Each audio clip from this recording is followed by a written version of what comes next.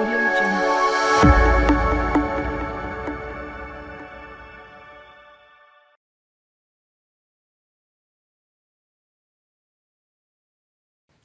the speakers turned on here. It's really unfair for me to have to follow that video with an hour of content on the economy, right? I mean, it's so energizing and empowering. So I'm going to ask you a question. Who's excited for an economic update over the next hour, right? Woo! Yeah! All right.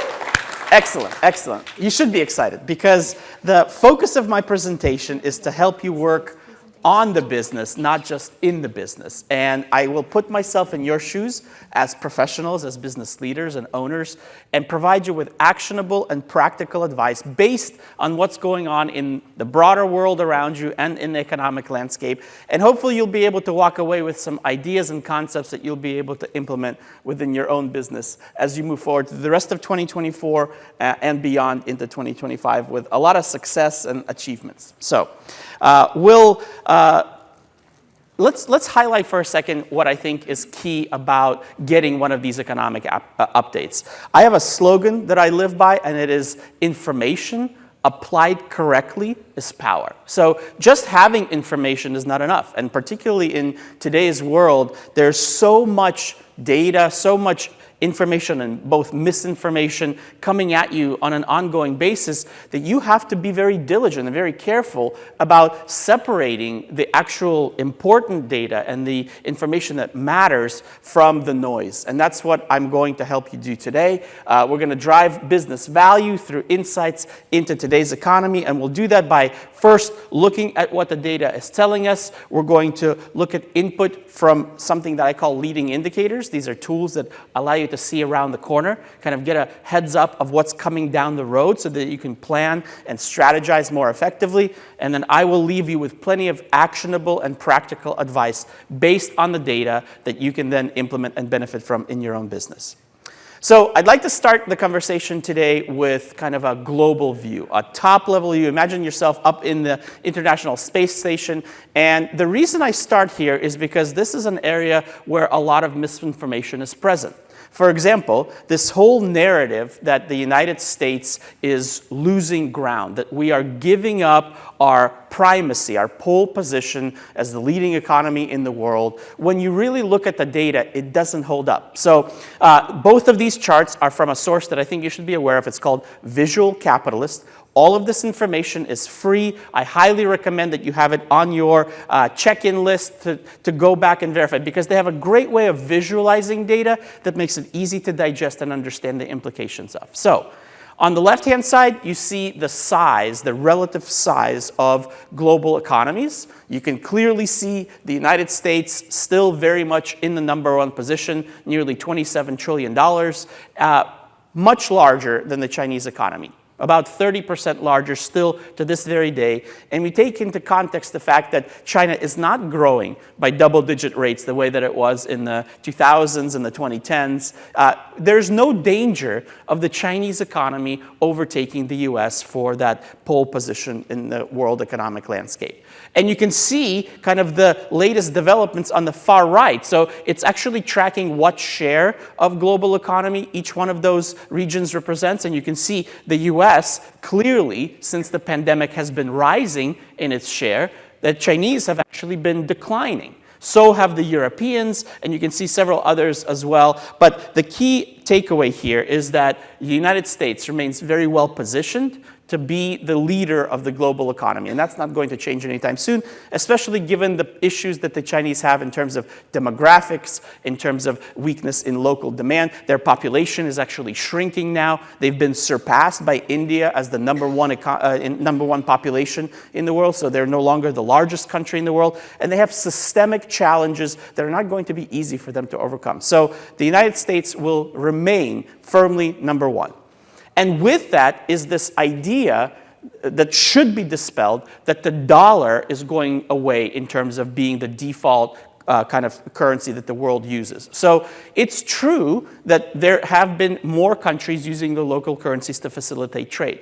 But most people don't realize that actually happens over time. So if you think about the dominance of the dollar as the global trade currency in the in the 1920s, the 1930s, leading up to World War II, and all the way through 1945, the dollar was not by any means the largest currency used for global trade. During the Reconstruction period after World War II, it surged and became the most popular currency. But then in the 80s, when we had hyperinflation, when we had the Arab oil embargo, its strength weakened. And we gave ground to some of the other currencies, the British pound, the Swiss franc, the Japanese yen. And today, it's true that we've gone from about 95% of global trade being conducted in US dollars to something closer to 70% today. We're still by far the largest, and while it's going to go up and down over time, it's not threatening our dominance. The other element here is, in terms of being the reserve currency of the world, the dollar isn't going anywhere. Simply put, because there is no better alternative. If you look at the euro, for example, too much instability. No one's sure which country is going to be next to leave the eurozone after the UK. If you look at the Japanese yen, the Swiss pound, the British pound, there's simply not enough of those currencies to go around. And certainly the Chinese renminbi is not even in the conversation because the Chinese government controls the value of their currency. And that's not something that anybody else is going to want to be beholden to. So the dollar will remain firmly as the reserve currency. And we see this even today when people have a flight away from risk, away from danger based on geopolitical events. They want to buy what? US debt. And in order to buy treasuries, you've got to have US dollars. And therefore, the dollar is going to remain very strong. So I know that there's a lot of sensationalist headlines, a lot of pessimism and negativity in the media, online, in the press. But you have to understand the fundamentals simply do not support this very negative, pessimistic outlook for either the US economy or the dollar. Okay? The other element that I'll highlight here is that there are several countries that are basically punching above their weight in terms of news coverage, but they actually don't matter all that much when it comes to the economic footprint. And a great example would be Russia, that you can see there, very small, $2.1 trillion economy. In fact, most people don't realize this, but if you look at the New York metropolitan area, meaning the boroughs plus New Jersey, Newark, that is larger of an economic footprint than the entire Russia economy. So I like to joke a little bit that Russia is basically a gas station that also happens to sell guns. Like, that's the way that I think about it in context. And from an economic perspective, it really doesn't matter all that much relative to what the US can do on the global footprint. So the reason I wanted to start here is I want you to be optimistic. The US is very well positioned to go into the future. You live in what, in my opinion, is the best country in the world. And I know this because I immigrated here from Kiev, Ukraine when I was 10 years old. And so the opportunities that we have here to build businesses, to raise our families, and to become the best version of ourselves simply cannot be matched anywhere else. And so I'm a huge believer in the American dream and in the things that we can accomplish. So I want you to start with that thought in mind. There are lots of solid reasons behind it. For example, if you think about, simply put, our geographic position on the map. We have Atlantic and Pacific Ocean buffering our coastlines, friendly, non-threatening neighbors in Canada and Mexico. So meaning we're not under any risk of military conflict unless we decide to go into one. No one's about to invade the United States. We have ample natural resources. We have the rule of law. We have the deepest and widest capital markets, so access to financing in the world by far, and that's coupled with a risk-on attitude. So we take chances, we start new businesses, we create new ideas, most patents by far filed for new technology, and that's going to continue to catapult us into the future. By the way, 8 of the top 10 universities are right here in the United States, the only exceptions being Oxford and Cambridge, which are in the UK. So the world wants to send its best and brightest here to the United States to get educated, to start companies, and to stay here creating lives for themselves. So many positive things going on in favor of the United States. Now, that's been established. Let's zoom in and figure out what's really going on. So this was mentioned in the opening remarks, which I appreciated, but at the end of the day, it is all about people, where the people are and where the opportunities are from a demand generation perspective.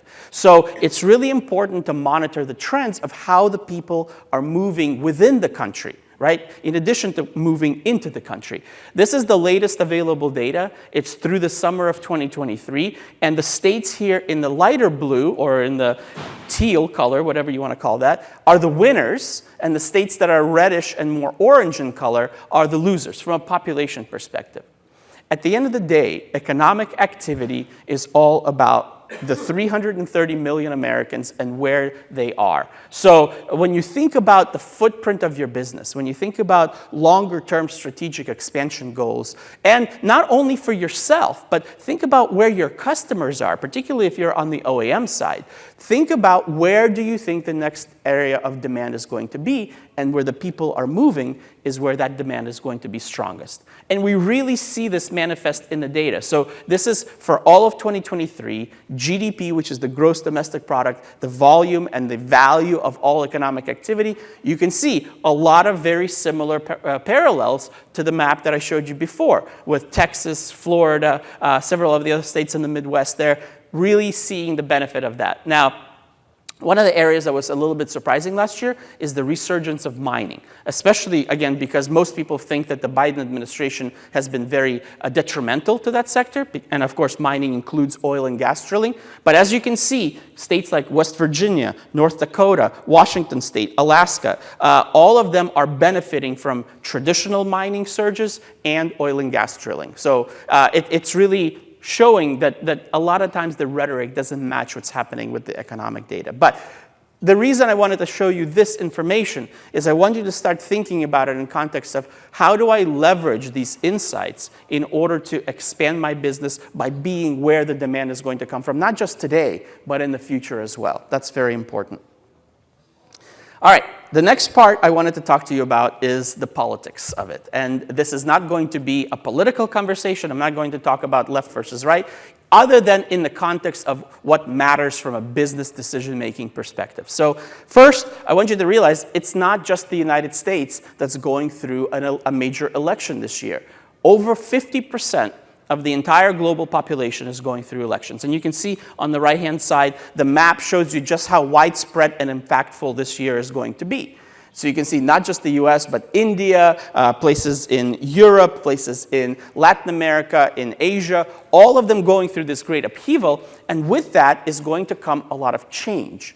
A lot of shifting alliances, a lot of negotiated agreements, a lot of changes in the way that we protect trade and do business with one another. Tariffs, as we saw with President Biden's move last week, are also on the agenda once again. So it's important to pay attention to what's going on, just in the world broadly speaking, because it does eventually come back to the United States and impact people's businesses and their ability to conduct business uninterrupted relative to what was going on before.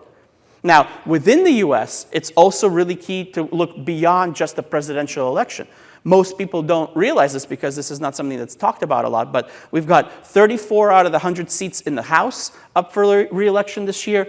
All 435, in the Senate, 34 of the 100 seats in the Senate, all of the seats in the House of Representatives, and 11 of the 50 governors up for re-election.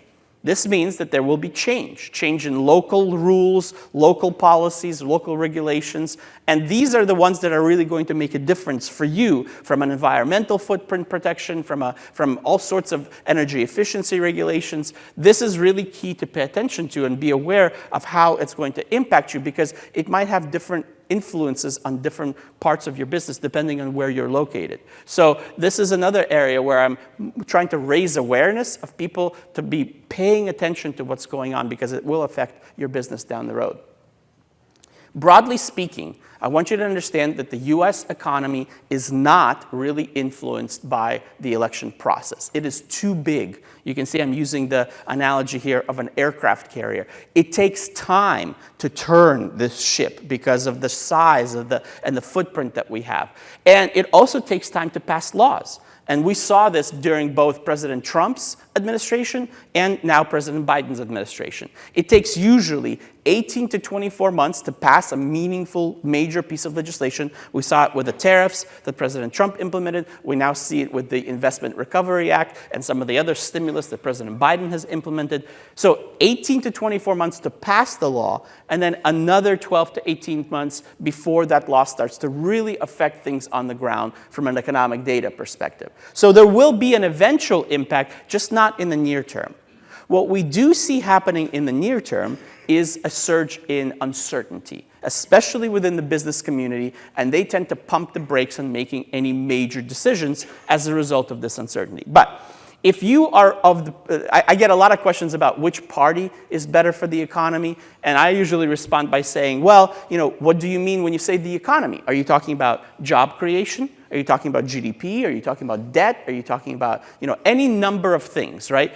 This source, that is, I think, the most impartial that exists out there, the Joint Economic Committee of the U.S. Congress. They've got both Republican and Democratic members, so they act as the systems of checks and balances for each other, and they present unbiased, objective information about the performance of the economy relative to the party that's involved. So if you're interested in that, please feel free to check that out. Going back to the point that I was making on the uncertainty.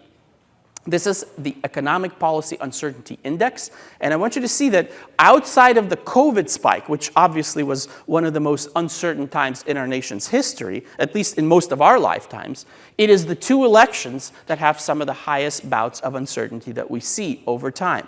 And what this uncertainty does is it does, as I mentioned, pump the brakes a little bit on the decision-making process, but the impact of that is actually quite minor.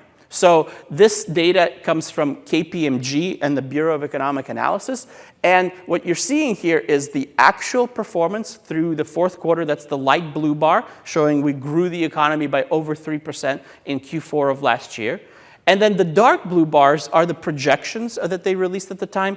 I want you to pay attention to the little dotted lines on top of the far right 5 bars. That's the impact that they're projecting from an economic performance effect relative to the election. Basically, a few tenths of a percent each time. So I want you to really take away from this is this. Focus on the business. Focus on doing things right, being efficient, be productive. Focus on protecting your bottom line because, as we heard, and I agree completely, costs are going to continue rising. Your customers are going to become more price sensitive, so you're going to be facing some of this squeeze from both sides. Those are the things that you can control. Focus on running a good business. Don't let the political thing make you lose sleep much overnight, right? So it's going to work itself out. You can see the effect wanes by the time we get into 2025, and it's going to be very minor. Focus on the business, let the political side play out as it will. This is a fascinating chart. It's the last one I'll talk to you about the world of politics, but I want you to understand how divided we've become in our perception and how often our perception doesn't actually match what's going on in reality. So this is an outcome of a CBS News, which tends to be fairly objective and down the middle of the runway. It's a poll that they conduct, and you can see it goes all the way back to the early 1990s. And basically the poll is one simple question. They ask all sorts of Americans across the country, do you think the economy is doing well or not? And then they track their response by their party affiliation. So, of course, red is Republicans, blue is Democrats. What I want you to see here is that the last time there was agreement in terms of how the economy was actually doing was during the Clinton administration back in the 1990s. Since that point in time, there's been kind of a bifurcation, a split in American society where we are now going basically along party lines of being positive or negative. So notice during the Bush Jr. administration, Republicans consistently thought that the US economy was doing much better than the Democrats. Then Obama came to power, it flipped again for Trump, and you can see where it is with Biden now. But the fascinating part to me in looking at this data is if you pay attention to just the Biden data, for instance, about 50% of all the Democrats think that the US economy is doing well today. And if you look at the Republican numbers, they're at the same level as they were during 2008, 2009. during the Great Recession. So the perspective is we're doing as poorly as we were in 08 or 09, which of course is not at all supported by the data, as I will come to show you in just a second. So take stock of this, understand how much our biases and our political leanings tend to color our worldview, and commit to being driven by data rather than emotions or anxieties or fears. Being a data-driven decision maker makes you that ultimate professional and a better business owner and leader for your organization, for sure. This chart, I think, may be my most favorite in the deck. So this is the projections about the 2024 economy based on source at the end of last year. So basically, they looked at the inputs and they said, all right, what is the likelihood of there being a recession in the United States in 2024? So we'll start at the left. Where you see the 0, that is the Federal Reserve. The Federal Reserve has a team of hundreds of economists that track all sorts of data metrics. They thought at the end of last year that there was a 0 chance of recession in the United States in 2024. You look over the next bar, the yield curve. I'm sure many of you have heard about this. Basically, the yield curve talks about shorter-term interest rates versus longer-term interest rates. And if the shorter-term rates are higher, that means we're more optimistic about the near-term future than we are about the longer-term future. Therefore, it's a signal that things are not going to be good down the road, and therefore a sign that a recession is coming. Now, at 61%, more than halfway there, it's saying there is a higher probability of recession, although it's been saying that now for over 2 years without a recession actually happening in the United States. The third bar is economists, you know, the guys that say, well, on the one hand, but on the other hand, not surprising, about 50% of them say that there's going to be a recession in 2024.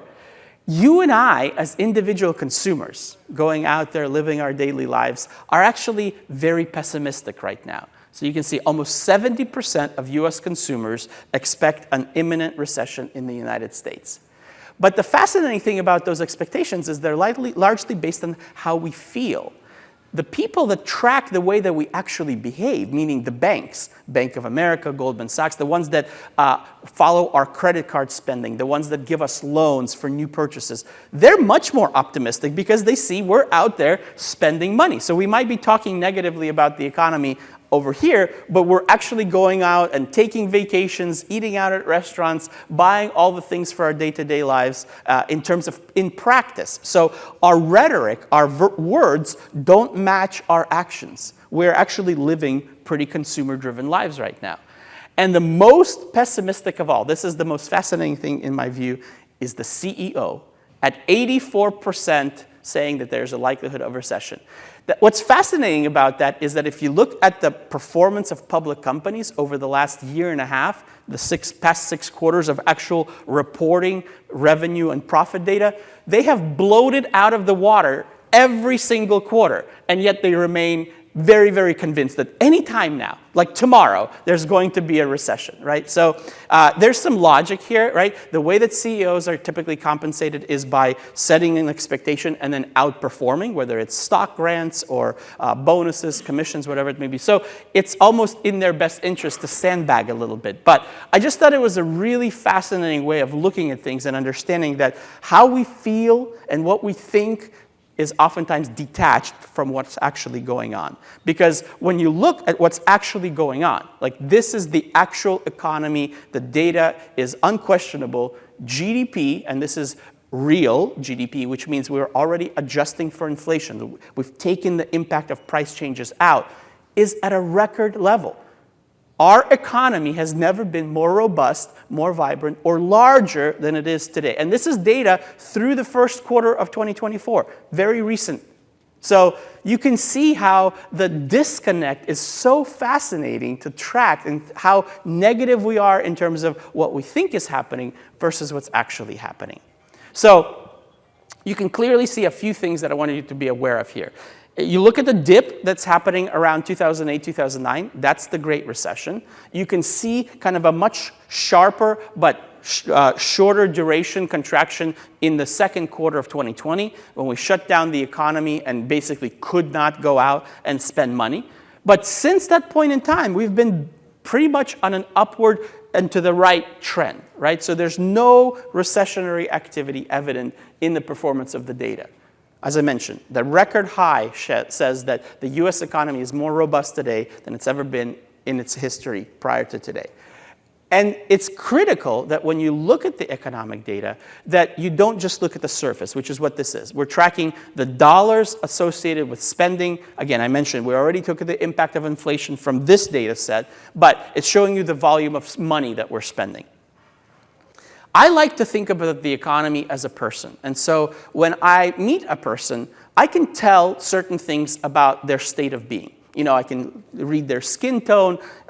Do they have a disheveled appearance? I mean, are they sweating profusely? But in order to really get a sense of the health of that person, I've got to look below the surface. And that's exactly what I want you to think about when you look at economic data and when you look at your company performance. So this is the dollars tracked over time. This is the same exact data set, but as a rate of change plotted over time. So when you think about that person, you want the vital signs, right? You want the heart rate, the cholesterol, the blood pressure. That's what you're seeing here. In fact, this actually looks a little bit like a heart rate monitor of the US economy. And so here is where we really get a sense of what's truly going on. So again, you can see the sharp contraction in 08-09. That's the Great Recession. The much stronger but shorter-lived contraction of COVID during the second quarter of 2020, and then the resulting surge that we experienced in 2021 and 2022 as we reopened the economy and allowed people to go back to living their lives once again. Now, notice how strong that peak was in early 2022. All the way back to 2000, nothing comes even close. So that level of activity is not something our economy is able to cope with. We're not set up for year-over-year growth of GDP over 10%. We're set up for GDP growth of somewhere in the 2 to 4% range in any given year. That's our supply chain. That's our supply-demand fundamentals. So when we have that level of activity, of course we're not going to be able to keep it up. When we have that level of activity is when you can not get a washing machine at Lowe's for 18 to 24 months because they're totally sold out and they can't make them fast enough, right, as people try to buy them. So what we've seen going on over the last, call it 18 to 24 months, is a normalization, a settling of the dust in a post-pandemic reality. And that normalization has actually been very healthy for the US economy to go through. We don't want to be growing by 10 or 12% every year. It's unsustainable. So if you look at the far right, and again, compare it to the notion that, at the beginning of 2023, we also thought that there was an imminent recession looming. Not only did the US economy not go into a recession, it actually accelerated over the course of last year. And with the first quarter data this year, we see that we're still growing at an annualized rate of 3% year over year, which is very, very healthy by all traditional standards.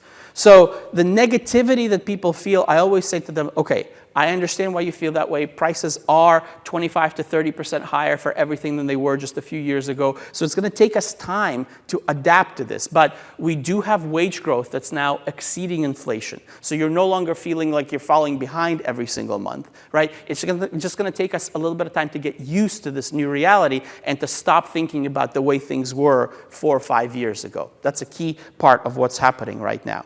So this data shows you that not only is the U.S. economy at a record level, it's also accelerated over the last year. So the state of affairs for U.S. GDP remains very, very favorable as we stand today. To understand what's going to happen in the future, first you have to kind of break it down and ask yourself, what contributes to all of that economic growth? So in a very, very simplistic fashion, I want you to see that GDP is made up of 3 key elements. Personal consumption is by far the largest. 2/3 of the pie is the money that you and I, as individual consumers, go out and spend to live our daily lives. Eating out at restaurants, going to the movies, buying furniture, clothing, electronics, cars, all the things that we consume every single day is the biggest driver of the economy by far. The other two components are also important, but they're smaller. So government spending at 17% and business investment at 17% are also worth taking a closer look at, but by far the biggest element is this personal consumption side. So government spending really doesn't change very much. Government budgets are planned way in advance, they're appropriated, and then they're spent over time. So there's not this boom and bust cycle pattern to government spending. It's fairly consistent over time. We are spending more money than we make as a country, and that is a totally separate conversation that I'm happy to have with you, but at least from a going off a cliff and all of a sudden having the government not spend money, that's not really an option here. They're going to continue to spend it.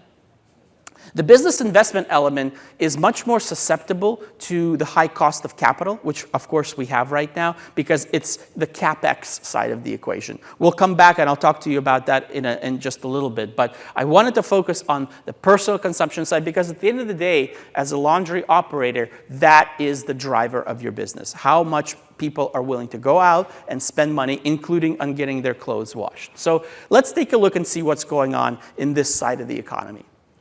The best way for me to gauge personal consumption is by looking at retail trade. This is a very large series, so I don't know if you can see there, this is almost $9 trillion of economic activity, and this is a series that gets super sensational coverage all the time. For instance, a headline that I saw just last week says, retail sales post the steepest decline since March of 2023. When you take that at face value, that's a pretty negative statement, right? It doesn't make you feel good about the state of things. But in reality, it's actually just talking about that data point, right? So there's really no concerning, no cataclysm, nothing horrific happening there.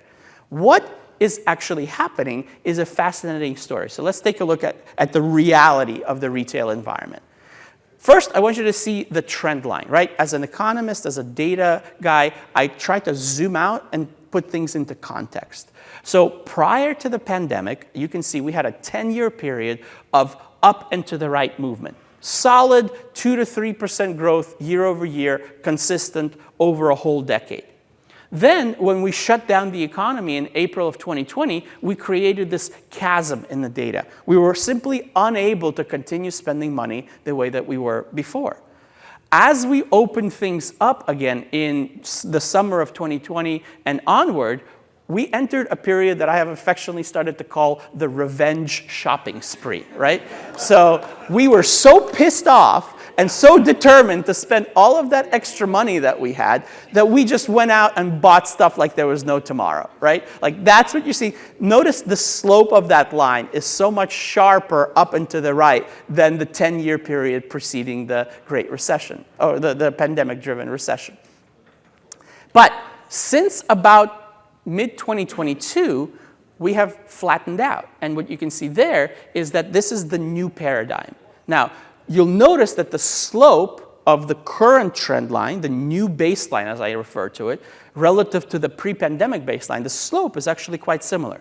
It is just at a much elevated level because this series does not factor out the impact of inflation. It is reflective of the fact that we're paying, roughly speaking, about 30% higher prices for pretty much everything that we consume. And there's some variability in that, but as an average, that's what I would like you to walk away with. It's about 30% higher for pretty much everything that we're buying today relative to early 2020, before the pandemic. So you can see no sign that all of a sudden the US consumer is going to stop spending this money. That's the good news, right? And when we look at the business cycle, at those vital signs of the same data, which is what I'm doing for you here, again, it really highlights this notion that we're doing just fine. So I want you to, again, have contextual reference here. Those are the recessions. This period is the one that I talked about being very unsustainable. I mean, you look at retail sales and focus on the dark blue line here. That's the year-over-year growth rate. At the peak in early 2022, the retail environment was growing at 20% year over year. There's nothing even remotely close to that in the history of the data prior. So we can't keep that up. It's invariably going to come down and be much slower, which is exactly what has happened over the last couple of years. And today, you can see the light blue line, which is the shorter term growth rate, that's quarter over quarter versus year over year, is actually above the dark blue line. The reason it's important for you to think of that is that the lighter line leads or predicts what the dark blue line is going to do by about 6 months. So the fact that the light blue line is at 3.3, but the dark blue is at 2.8, not only means that we're not going to have a recession driven by the consumer, but that it's actually likely to slightly accelerate in the next 2 quarters. That's a key takeaway. I want you to understand the importance of this because you should be looking at your own business this way. There is a way to see around the corner if your short-term growth rate exceeds your longer-term rate of change. That means that you're accelerating. If it's below it, that means that you're slowing down. I'm happy to discuss that with you individually if you want to apply this, but every business leader should be looking at their data not just as a revenue stream, because yes, it's very good to see revenue, but you're looking at it on a business cycle basis, which is what I'm doing here, because it allows you to see what's coming up next. Revenue does not show you that, okay? So, key takeaway there, the retail environment doing just fine, and this is data through the end of April, right? So very, very recent. This is not outdated information. The consumer is not going to be the source of a recession in our near-term future. As we look out a little bit beyond that, beyond the 6 months mark, I mentioned this earlier, we have to start thinking about debt. Debt is an important gauge of how well the consumer is able to continue spending money. And this is another great example of an area that gets very pessimistic news coverage. So one of the headlines that I see almost consistently every month is US consumer debt hits a record high. And it's true. This is data through Q1 of 2024. You can see overall level of debt in the United States attributed to the consumer, not to the government, is $17.7 trillion, a record high. But of course it is. We have a growing population and we are a credit-driven society. So as there are more people taking on debt to spend and then paying it off, then we're going to have overall levels of debt that are at record territory. That in and of itself is not problematic. And particularly so when you look at the composition of the debt. So the biggest area at the bottom, orange, are mortgages. The purple, much smaller area on top of that are home equity line of credit. So if you think about orange plus purple is the housing market, basically 3/4 of our debt is in the housing market. And the reason why that's good news for us, and most of the time you don't hear about this, is 75% of all mortgages that exist in the United States are locked in at a rate of 5% or lower. 55 have a rate below 4%, and another quarter or so have a rate below 3%.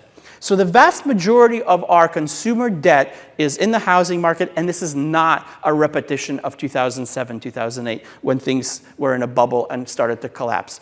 These are very manageable mortgages that most of us can afford. Now, it is very much affecting the housing market today, right? Especially as people are less likely to want to give up their 3.5% mortgage and move somewhere to take on a 7% mortgage. But the reality is dealing with the housing debt that we have today is very manageable. I am not concerned about that whatsoever.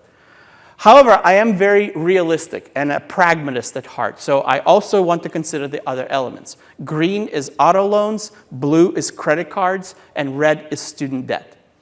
In each of these areas, it's important to watch the behavior of the consumer and see how well are they keeping up with those obligations, which I'm going to do in just a second. But overall, what I want you to understand is delinquency on debt is at a very, very low level. That means how poorly are we able to make the payments on all the debt obligations that we have. So look at the far right. Yes, there is a little bit of rise over the last year or so, but today the overall debt delinquency rate in the United States is at 3%. If you look at the years pre-pandemic, it was normal to be at 5%. And then, of course, during the Great Recession, we were over 10%. So we're in no imminent danger of all of a sudden capitulating because we're going delinquent on all of our debts. But that's a broad statement. The devil with the data is always in the details. So let's look at the other categories as I mentioned to you. The purple and mustardy yellow line, that's the housing market. No problem. You can see the delinquency rates towards the far right of the side, maybe rising a little bit, but at very low levels. I think an interesting positive story that we're not hearing much about is the student loan situation. If you recall back in Q3, Q4 of last year, when the moratorium of student loans was lifted, and everyone thought, okay, this is going to be the thing that pushes us into recession. People are not going to be able to make their student loan payments, and so we're going to go negative. Well, as you can see, the delinquency rate on student loans has remained near zero because of the graduated plan that the Biden administration released alongside lifting the moratorium. And at the end of the day, because the average student loan payment in the US is somewhere between $250 and $300 a month, which is not a large enough amount to cause you to stop spending money in all other areas of your life. So student loans, not a problem. But there is a problem. The problem is in credit cards and in auto loans. And you can see how sharply those delinquencies rates have been rising over the last 2 years. And in particular, if you look at credit cards, it's now at 9%. That is above the pre-pandemic norm, which was somewhere around 6 or 7%, and continuing to rise. So we are feeling increased stress as US consumers in terms of keeping up with the payments on our credit card debt. The same thing can be said for auto loans, although they're not as much of a problem because of again, that historic context. They're roughly speaking at the same level today as they were pre-pandemic. But when you think about the fact that the average new car in America costs somewhere between $45,000 and $50,000, and the average loan on that car for 5 or 6 years is somewhere around 9%, the average car payment in the US today is at $800 a month. And about 25% of the US population has a car payment over $1,000 a month. That's really shocking to think about relative to where we were just a few years ago. So in particular, the vulnerability here lies with the younger people, ages 40 and under. We see them really struggling. The delinquency rates in that category for that age group are really surging. And it's easy to blame them, right? To think about social media influencers and keeping up with the Joneses and indulgence and all that. But the reality is they're coming into a marketplace in a very different spot than they did before. And so it's really, really important to give that context. Okay. I won't spend much time on the industrial economy other than to tell you a couple of things. Number one, if you look at the actual volume of industrial output, it is not growing. It is not like GDP. It's been flat for over a year. And if you look at the rates of change, again, here this is very critical, they're basically at flat going into negative territory. So we are going to see a mild, very mild, and brief industrial recession in the US, I'm thinking over the next 2 to 3 quarters before we start to see the next period of acceleration. So the key thing here, and this is really important for me to remind you of, is you're not in business to drive revenue. You're in business to make a profit. And that's very different, right? So this is CapEx spending, the actual dollars, not adjusted for inflation. You can see they're actually up. They're in record high, still up 1.2% year over year. But when you think about inflation at 4 or 5% affecting that, you can understand that the volume of industrial activity and CapEx overall is down year over year. So especially, again, those of you that are dealing with the equipment side of the business, there's been a lot of headwinds. You're not feeling the positivity from the retail sector because companies are tightening belts and are not as likely to invest in large capital outlays because of the high cost of borrowing today. So very different, very kind of flip side of the coin, if you will, relative to what we're seeing on the consumer side of things. I currently work for an investment bank, and this chart mainly is illustrated to tell you one thing. The value of your business correlates to what's going on in the economic cycle. And whether or not you want to be selling your company or not down the road, you should be running your business as if you're intending to sell it. There are specific things that the market finds valuable about companies. That's very easy to define. 4 legs of the stool: stability of revenue, profitability, scale. So companies that have 10 million of EBITDA are valued much higher from a multiple perspective than have 1 million of EBITDA. And then diversification. You want to have a diversified customer base. You don't want to have all your eggs in one basket, and you've got to have a diversified management team that can replace you if you, as an owner, wanted to sell the business. If you have those 4 elements, the value of your organization is going to be much higher than if you don't. So I just want you to understand that without hammering on it too much. I only have a few minutes, but I think this is an important component. I want you to understand there's a way to tell how things are going to work out in the future. I mentioned this called leading indicators, and the way they work is very simple. Let's say you have 2 distinctly different data series, the dark blue line and the light blue line. One is a set of industry data. Let's call that the laundry industry. The other one is a leading indicator. That's the light blue line. So notice that the peak in the dark blue line starts there at 4Q09, and then the peak in the dark blue line doesn't happen until a year later in 4Q10. That suggests that there's a 12-month lead time between those 2 series, and you can see it because the light blue line, through the lows and the highs, always turns about 12 months before the dark blue line has. You can see it throughout the data history. So once you establish that relationship, you can take the last 12 months of data in that light blue line, and this, keep in mind, this is not a guess, it's not a forecast, this has already happened, and you can physically push it forward by 12 months, aligning those lows and highs, and then leveraging the input to predict what the other data series is going to do. So the implication here is profound. Imagine, for example, that the dark blue line is your business. You've seen a period of 3 years of rise, and you're currently growing at 6%. As the owner, as the decision maker, as the leader of the company, what is your mindset likely to have you do? Invest, right? You're going to increase capacity, hire people, you're going to grow the business. But the reality is, if you're following these trends and you know a year from now you're going to be at 0, that is the worst possible time to lock in costs. You have to start being conservative and defensive at the peak of the cycle, not aggressive. The time to be aggressive is at the low point because you want to invest before all of that growth comes so that you can capture the upside and really gain market share and all of the things that come with it. So understand this is very important to track from a psychological perspective. The leading indicators for the industrial economy, I just want to show you a few examples here. This is industry capacity utilization rate, which measures the total amount of production capacity we're using today to meet today's level of demand. You can see it's starting to turn the corner, so the industrial economy is not going to continue to fall the way that it has over the last few months.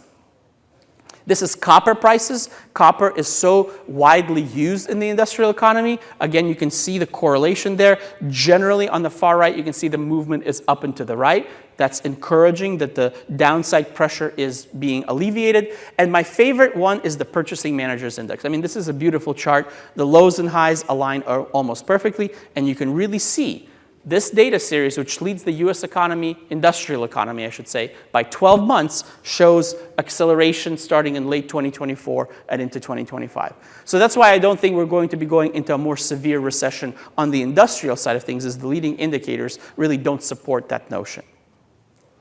Last couple of concepts before I wrap it up with that actionable and practical advice that I hope you've received some of it already, but I want to really kind of put it all in a nice box with a bow for you at the end here. Inflation. Okay, so the key element that I want to communicate to you on inflation is stop expecting 2% inflation. It is not going to happen.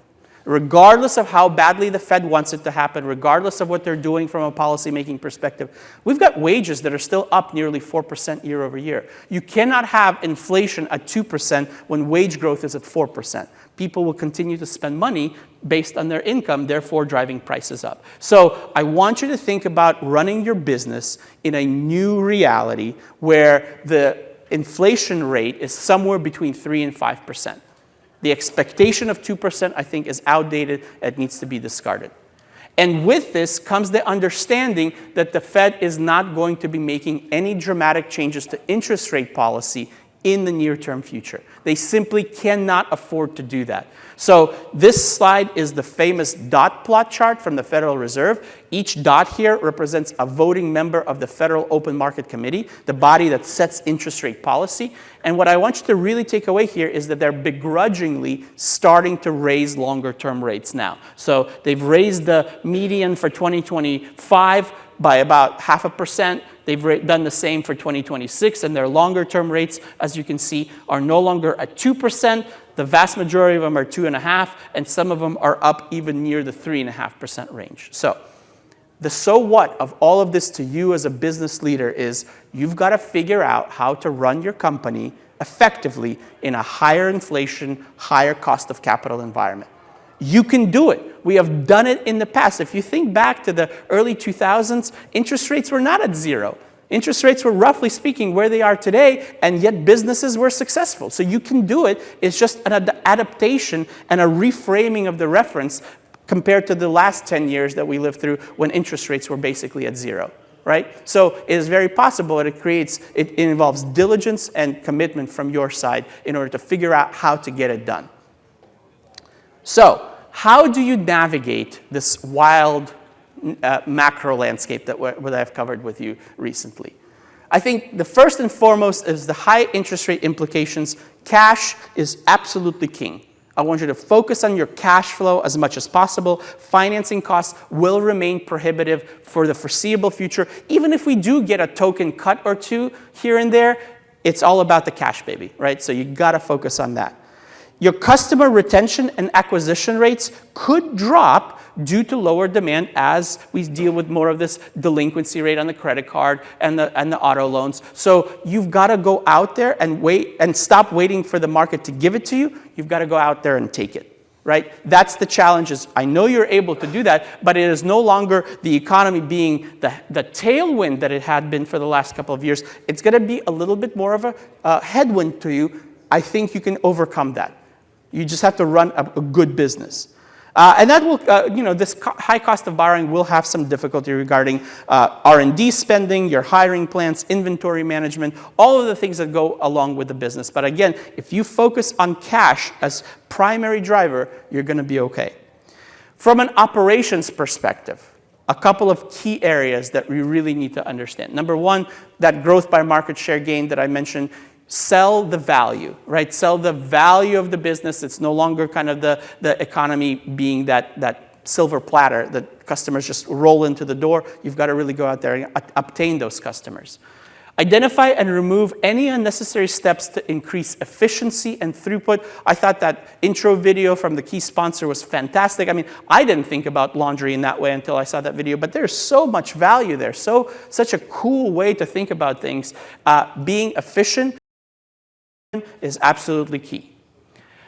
I mentioned you're in business to make profit, not to grow your top line revenue, so protect those margins. Number one, reduce waste and energy use as much as possible. Number two, renegotiate. I put transportation, but it's really any suppliers that you deal with.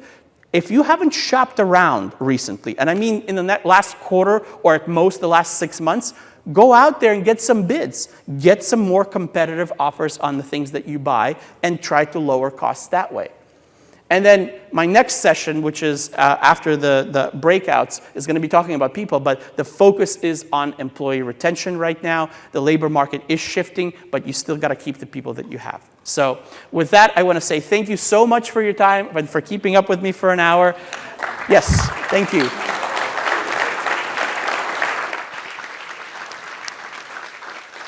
This QR code is just my LinkedIn profile. I'm constantly putting out analysis and commentary, so feel free to connect with me, follow me on LinkedIn. My contact information is at the bottom. I'll stick around during the breaks and at lunch if you have any questions, but I think I'm going to get off the stage now. Thank you guys again. Appreciate it.